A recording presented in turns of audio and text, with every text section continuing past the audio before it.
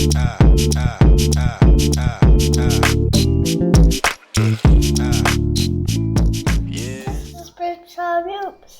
what's poppin', everybody? It's your boy Chauncey Cash, and I'm with my guy Big Rube, aka Ruben Perry, representing Big Time Hoops. Yes, sir. It's the first episode of the Big Time Hoops podcast. Now, I know this ain't what y'all used to from an AAU circuit, but we like to do things different. In fact, we do a lot of things different. So Yeah, let me absolutely. tell you, no cap. Let me tell you what you've been missing out on if you haven't been to one of our tournaments. All right.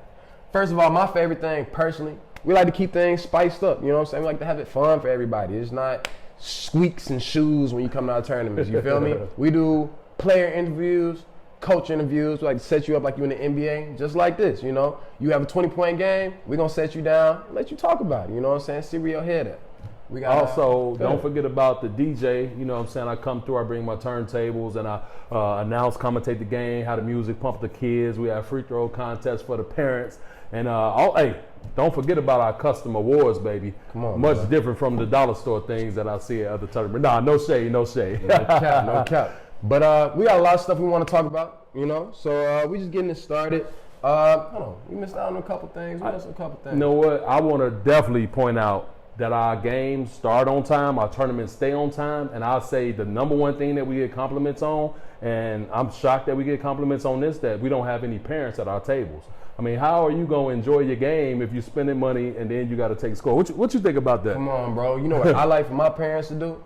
We like to set the parents up in the audience, and every halftime, we let them shoot for some shirts. We let their kids come in, get them some tray balls up, you know what I'm saying? I like to make it fun for everybody else. We like to make it fun. That's why we do things different. It's big. Absolutely, and you see the custom awards that we give out at each tournament. Then also we do have athletic trainers at all of our two-day events. Yeah, so that's big time. So Most definitely. But Now, go ahead, man. What you got? What you got for us? I got you, Doc. So now that we done got all the, the official things out of the way, let's get to the stuff. You feel me?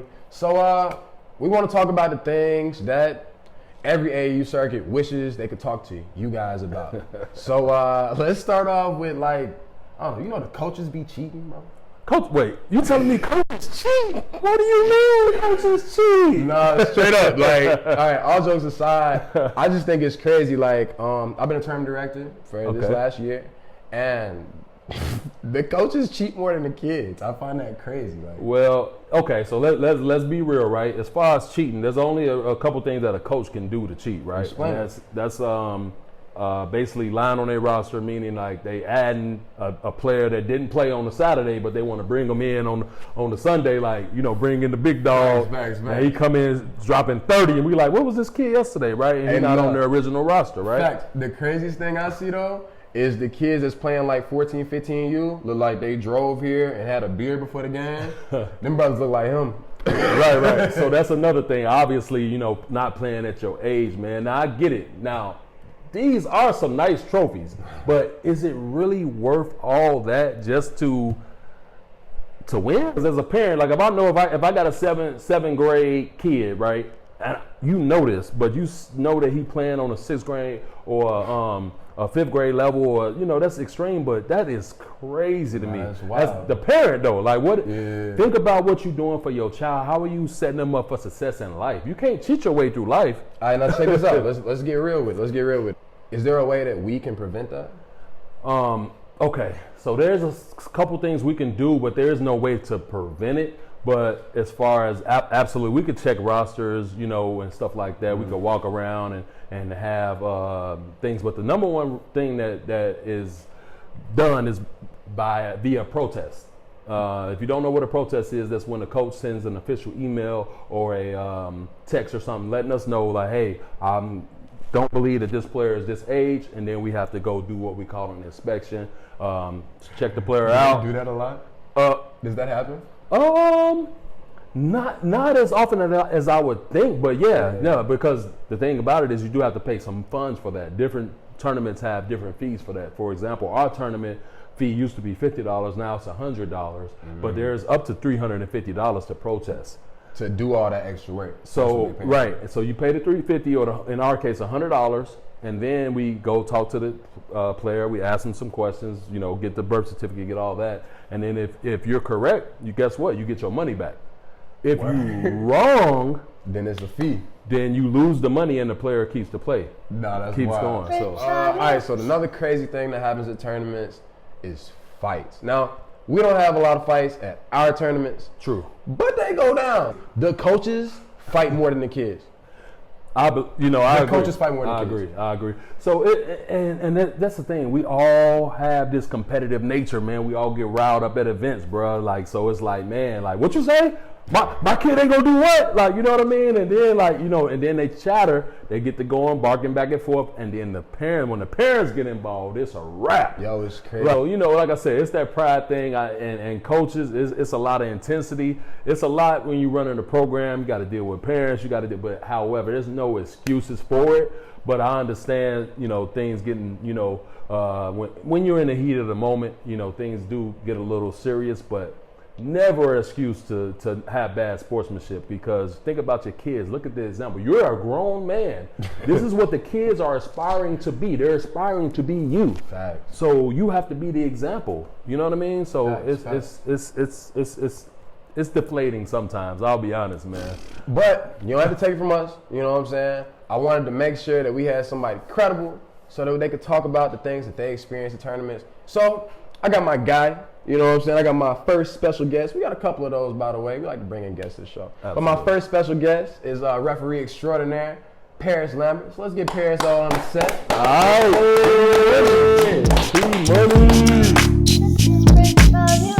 All right, so we talked about a lot of things that go on in tournaments, things that may not be the best for the tournament. But I got my guy here. This is referee extraordinaire, Parris Lambert. Let's give a little clap on Parris. You know what I'm saying? All right. So, no problem, Doc. That's what special request. I really appreciate this. This is my guy right absolutely. So we already know your affiliation with Big Time Hoops, and now also due to the fact that you are a referee, this is a great subject for you. So we're talking about fighting, bro. And as you've seen in the news and all over everywhere, especially World Star or everywhere, referees are literally getting physically assaulted. I'm talking about getting jumped by coaches, players, parents, and you're a referee, so just tell me, what are your thoughts about that, bro? It starts at the top of the food chain. Just like any business, it starts at the top. No matter how bad it gets, whoever the coach is, they take the most blame for it. It's most of the time it's never the kid's fault. It's whoever's coaching them is the kids, or sometimes even the parents, how they raise them. Is that an energy thing, or is that just like that's already in that kid or that? I'm gonna have to say it's in the kid because most of the time I don't know these kids. I've ref so many times. I've done national tournaments from different states, so yeah, I'm gonna have to say it's in the kid, but it's from the parent. If the parent has raised them in a certain way, it's gonna show that on the court. All right, now we're gonna get into how we deal with those things, but I gotta ask you personally, what's your craziest experience from your refereeing times with situations like that, or just in general, parents, coaches, players, anything? What's the craziest thing you had to do? Craziest? Oh man, that's a lot. Just give me one, just one right, crazy. so You putting them on the spot. Right. Nah, put me on the spot like that. That's why we hear you to guess, my brother. All right. So it was one time. It was a parent. He was just talking and talking. You know how like the parents, it's basketball. Like when it's like a good game, you're into the game and you want your team to win. I get that. Like I might make a call that might be questionable and you're gonna express it. Of course. But when you're calling out someone's name, that's different. He knew your name? Hey, calling out my name. Like saying, he was calling you out of your name. Calling them, cussing at them. Yeah. What are you calling me, Nah, man. It's a family show. It's a family show. We ain't gonna worry about that. He was going crazy. I had to stop the game. I had to tell the coach, I'm like, Coach, you have 2 minutes. If you do not get this fan out, you will lose the game even though you're up by 10 points. Wow. You will lose the game. Wow. And the coach, he was like, are you serious? I'm like, 1 minute and 45 seconds, Coach. That's crazy. Yeah. And he got the fan out. He's like, you kicking me out? I'm like, I am kicking you out. That's crazy. All right, so random story. I got kicked out of the game while I was a player because of a man in the stands. It was a family member of mine. You know Right. We ain't gonna say no names. Yeah, he was going kind of crazy. So look, I got the refs have that power. So I got a question. Well, actually, this is your time, P. We got a couple of cameras set up, man. You can look into all these cameras if you want to. You can look at that, or whatever. But I want you to basically look into the camera and tell me what you would like to say to the coach that you can't say there? And also, same thing, what would you actually say to the parents? Like, go ahead. The floor is yours. Whatever you need to say. I'm looking at a couple cameras right now. To the coach your kid the right way of basketball. Show them not just the skill of the basketball, but respect, especially to the refs, especially if you want to do regional tournaments or national tournaments, because if you're talking back to a ref, that's one easy way of losing the scholarship. I have seen many college coaches walk out of their chair because they decided to talk back, and they say, "Good job, ref, but he's not going to be on my squadron." To the parents, He switched cameras. He's not playing. to the parents, I love you guys. I love how you support your kids, but do not mess it up for your kids. Do not live through them. Let them be them. They're good. I've seen really good kids, like very athletic kids, to the point I think they could go high D1. But when you're that loud parent, you're now being brought into a bad light, and it's not your fault. So let the kids play their game. Let the coach do his job. Also, give respect to the refs. I'm gonna go into a little subtopic. Do your thing, my brother. So let us do our job. Stay in the stands and be a fan. Trust me, it's gonna get you a lot, save you so much trouble. No cap. And if I could just point it out there, I deal with the kids a lot. Like, I feel like I'm the one the kids come to all the time for my kids, bro, because I want y'all to have the best opportunities. You never know who's in these stands, man. We do big tournaments. We do a lot of things. And you never know. You might have lost your opportunity just because you caught a bad attitude. I know that coaches won't take certain things. There's plenty of kids that can hoop, man. So have your head on. I'll chime in. So we've been doing this a long time, right? And obviously we host a lot of events, different states, everywhere. Everything, it remains the same. I talk to all the coaches. They want to see, number one, your character. Like, they'll take somebody with less talent with a better character every time. And on top of that, like, what kind of player are you? Are you going to get back on defense? Are you loafing? What are you doing? Like, do you have the intangibles, the things that I don't have to teach? Like, this guy's going to work hard. This young lady's going to work hard. So those are the things. But I want to tee up this one last question. So, Pete, obviously, you know, you are affiliated with Big Time Hoops. So talk to me about your overall experiences. You go to way more tournaments than we go to, right? Because you're a ref and you obviously come to and support the Big Time Hoops brand, but you see all these different tournaments. What do you feel like makes Big Time Hoops different, better, worse, or than any other tournaments that you see? I would say Big Time Hoops, you guys are by far the best at is protecting your officials. What do you mean by that? Yeah, Protecting elaborate. your official, as in, like, if something goes down, like a fight breaks out, or like a coach is just really going off on the ref, I can see Jay, I can see Ashley, I can even see you just standing in the background, you're having my back.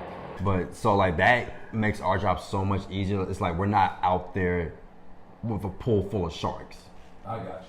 So by doing that, I really do thank you guys a lot. It makes my job easier. It calms the crowd down more, because it's like, you guys are not playing. Like, we're gonna handle this in a nice way or another way in which we don't want to handle. So I do give you guys a lot of thanks for that. All right, appreciate that. Now flip to the put your Big Time Hoops hat back on. Now, as far as from the tournament side, like, because you've seen different events, like, what makes different events better, or do you think our events are better? And be honest, like, if we're not better, then let us know, like, what we need to improve upon. But what are you seeing different from different tournaments and then Big Time Hoops? I would definitely say what you guys are different is, of course, I think you mentioned it earlier, is the trophies. Out of all the tournaments, you guys are still by far have the best design trophies I've ever seen in my life. And like, even the medal, like the first place medals, like, show it to them one more time. Like, you don't get that. Other tournaments, I've seen basic stuff you see in cartoons. Yeah. Them trophies look like. And also, I love that you guys had like a DJ. You was interviewing, which I was like, wow, it's like a real big time event. I mean, like I said, we don't do tournaments, we do events. But to get off that, I also just want to ask you personally, like, how'd you get into refereeing in the first place? Well, it actually started while I was in college. I did intramurals, so because I always loved sports. And Reffing in the mirror or playing? Refereeing. Okay. Well, both. You could put that in both sections. I got you. Play a lot of sports in college during my free time. Did flag football, soccer, basketball, even baseball. Oh, this brother, pseudo athlete. But refereeing, it was always a thing for me because I knew the game more in detail compared to what you see on TV. Correct. And so when I first did basketball, it was just natural because I knew at least the basics. And my supervisor saw that.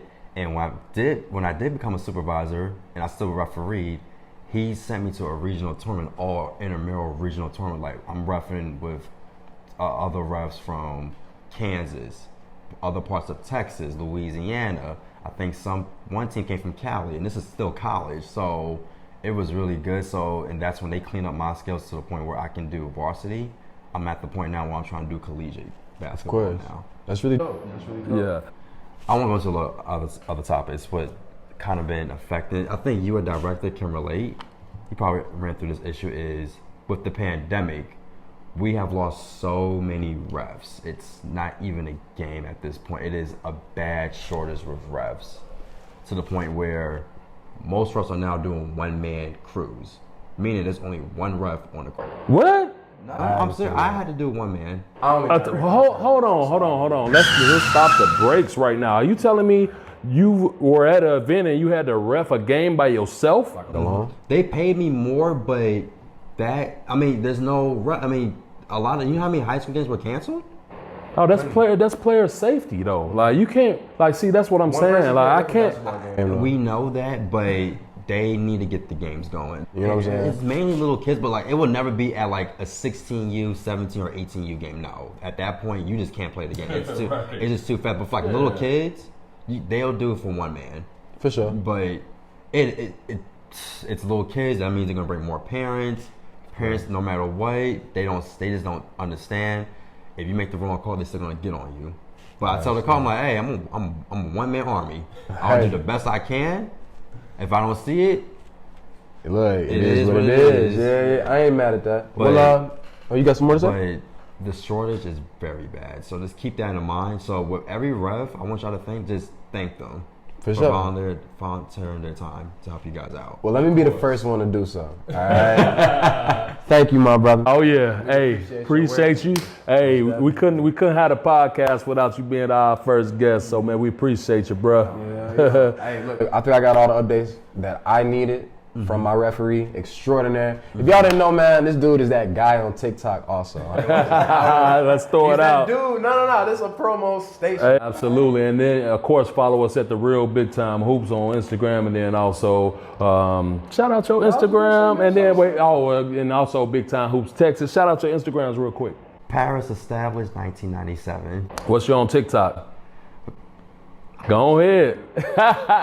Parris Lambert 97. Why he being humble, bro?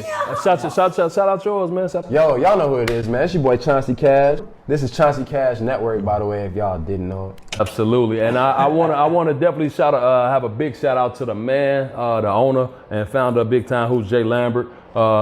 Big bro, we appreciate you growing the brand. Shout out to his son. Shout out to the family, man. We're a family-ran business, man, and we're growing. We're going all over, man. We're in 17 states this year, and trying to grow to 25 next year. So we appreciate. Big shout out to Big J, and also shout out to our other partner Sam down there in Florida. For sure. Man. One more thing. I want to say good luck to you. You too. You're gonna be in Chicago next week. I want to say good luck today. It's a big tournament. Chi-Town, Brooklyn. Show them Chi-Town. Hey, I'm out there, man. I'm out there. And I like Chicago. Matter of fact, I love Chicago. And we got Mississippi coming up. We got a couple tournaments. Jackson, Mississippi, man. We got Virginia right now. We got a lot of June, so. All right. Peace out.